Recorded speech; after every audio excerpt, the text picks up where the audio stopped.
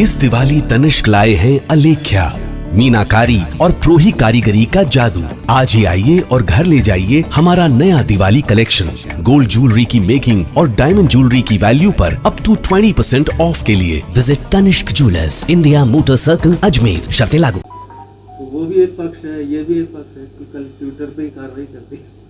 वो कोई particular case आप बता रहे हो तो वहाँ मैं प्रेस कॉन्फ्रेंस में उसके विषय में मैं नहीं चर्चा करूँगा, अलग से मैं पूछूंगा क्या मामला सर, पहले उत्तर प्रदेश में या फिर हरियाणा में संगठित अपराध देखा जाता था, अब राजस्थान में इसकी संख्या बढ़ रही है। कई हार्डकोर अपराधी जो है राजस्थान में शरण लेते हैं या फिर आते हैं तो वारदात भी करते हैं। अभी हाल ही में नागौर में भी रुचि, यहाँ से एक आरोपी को नहीं, हम तो अपराधी कहाँ से ला रहे हैं, साउथ इंडिया से ला रहे हैं, मध्य प्रदेश से ला रहे हैं, नेपाल से ला रहे हैं। तो अपराधी वो देखो आवागमन के साधन जब इतने बढ़ गए हैं तो अपराधी तो वो कहीं का कहीं जा सकता है अपराध करके। मेन चीज़ है कि हमने अगर आइडेंटिफाई कर लिया तो हम उसको पकड़ के लाएंगे और इसमें कोई दिक्कत नहीं होती है। हमें सीआरपीसी पावर देता है। बढ़ने लगी है, पहले इतनी वारदातें राजस्थान में नहीं होती थी, लेकिन यहाँ पे शरण भी हो गई है और वारदातें भी बढ़ने लगी है। उसको लेकर उस पर भी कोई कमेंट हम बिना डेटा देखे नहीं कर सकते, लेकिन सामान्य रूप में अपराध पॉपुलेशन की ग्रोथ के साथ, अर्बनाइजेशन के साथ बढ़ता ही है, तो वो कोई बहुत चौंकने वाली बात नहीं है।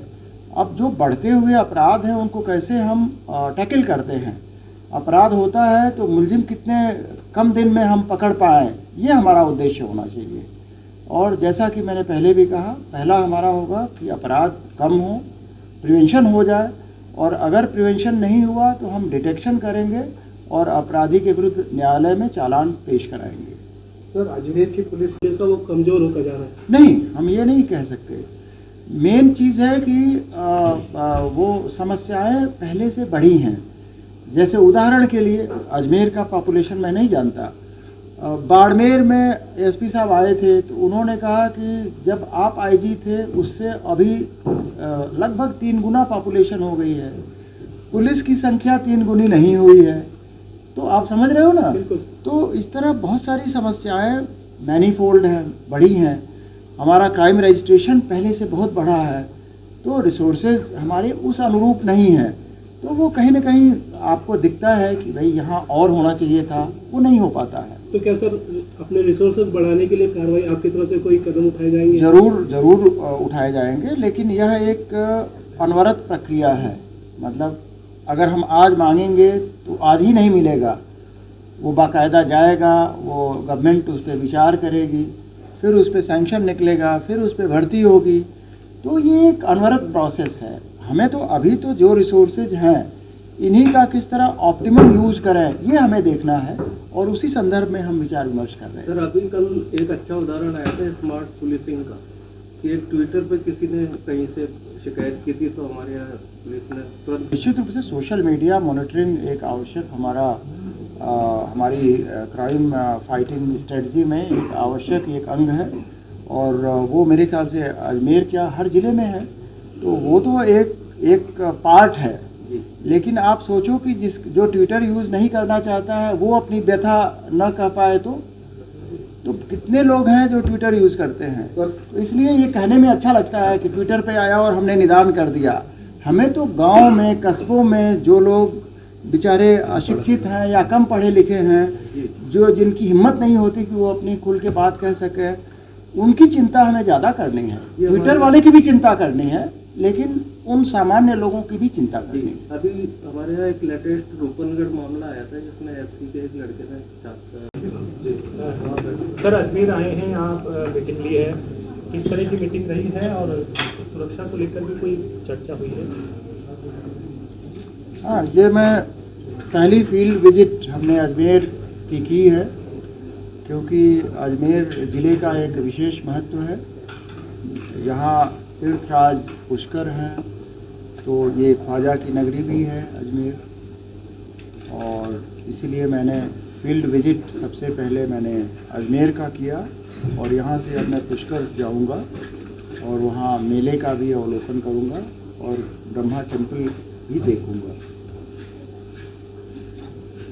तो यहाँ जो हमारी परिचयात्मक मीटिंग थी और कुछ सामान्य मुद्दों पे चर्चा हुई, उसमें हमने अपराध किस तरह रोका जाए, कम किया जाए और अनुसंधान की क्षमता में किस तरह उन्नयन किया जाए, अभिवृद्धि की जाए, उस पर हमने चर्चा की। इसके साथ ही जो चैलेंजेज हैं, पेशेवर अपराधी जो बढ़े हैं, संगठित अपराध भी किसी न किसी रूप में देखने को मिल रहा है, आर्थिक अपराध भी बढ़े हैं और साइबर फ्रॉड्स, हालांकि अजमेर का कोई ऐसा बहुत ज़्यादा यहाँ नहीं पाया गया भरतपुर वगैरह के मुकाबले, पर वो भी एक चैलेंज है जो सब जगह देखने को मिल रहा है। तो एक पेशेवर दक्षता किस तरह बढ़ाई जाए और इन चैलेंजेस को किस तरह मीट किया जाए, कैसे इनसे निपटा जाए, इस विषय में चर्चा हुई है।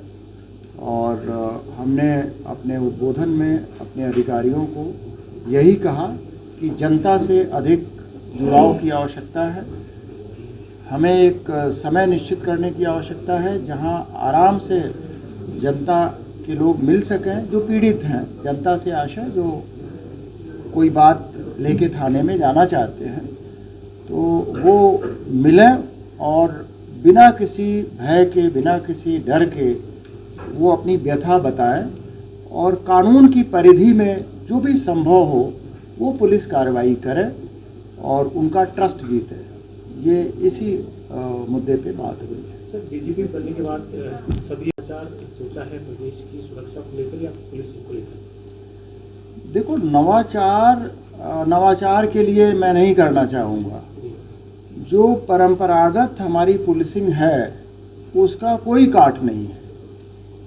जैसे पुलिस दिखती है तो आदमी आश्वस्त हो जाता है, पुलिस है यहाँ, तो उसकी विजिबिलिटी कैसे बढ़ाई जाए। अब इसको आप नवाचार नहीं कह सकते। ये तो ब्रिटिश ज़माने से, मुग़लों के ज़माने से, मौर्यन पीरियड में भी ये होता था। तो ऐसा कुछ भी नहीं है जो पहले नहीं होता था, केवल उसका कुछ तकनीक है जिनका इस्तेमाल बढ़ गया है। कंप्यूटर का इस्तेमाल बढ़ गया है, स्मार्टफोन का इस्तेमाल बढ़ गया है, लेकिन जो उद्देश्य है कि अपराधियों में भय कैसे होगा, तो हमें उनकी पहचान करनी होगी। उनको अगर वो दिमाग में फितूर है तो उसको निकालना होगा। और ये कैसे निकलेगा? जो हमें कानून पावर देता है उसका यूज़ करते हुए उनको निरुद्ध करना है और आम जनता का विश्वास हमें जीतना है। तो इसके लिए ट्रेडिशनल पुलिसिंग पे ही हम बल देंगे और उसमें अगर कोई तकनीक है जो हमें सहायक सिद्ध होता है तो इन सबका सेकेंडरी रोल है।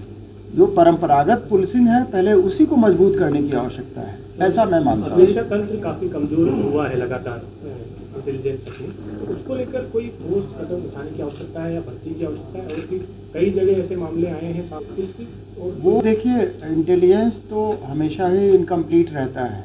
इंटेलिजेंस का मतलब ही है जहाँ आपको निश्चयात्मकता नहीं है, तो इंटेलिजेंस कंप्लीट तो होता ही नहीं है बाय डेफिनेशन। तो इसलिए इंटेलिजेंस फेल्योर की बात तो मत करो।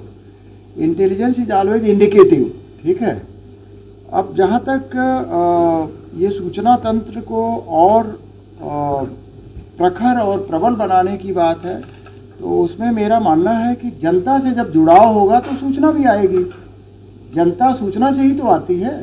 अगर हम जनता से कटे रहेंगे तो हमारे पास सूचना कौन देगा?